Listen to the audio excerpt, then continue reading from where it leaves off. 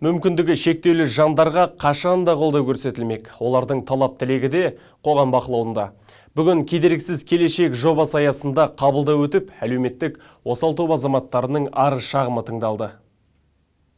Шарада облыстық Нұр Отан партиясы қоғамдық қабылдау бөлімінің өкілдері және басқарма басшылықтарымен бірге тұрғындардың мәселелерін шешуге атсалысты. Мәселен, Сәрсенкүл Мұрзабекова қабылдауға бірнеше ұсынысымен келген. Ол өзі жұмыс істейтін мекемеде мүгедек балаларға арналған көліктің жоқтығын және өзі тұратын көшеде бірде-бір жарықтың болмағандығын айтып шағымданды. Оқушыларымызға инватакси болса дейміз, екінші группаларға. Бірінші группалар енді олар совсем не ғой енді.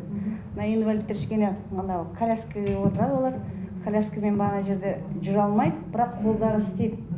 Біз ештеңке несі жоқ, біз оқытамыз оларды, үйретеміз. 4 жыл болды инвалидтерге сабақ беріп жүргеніме. Соған бірінші сұрағым сол, инвалидтерімді тасса екен деймін да.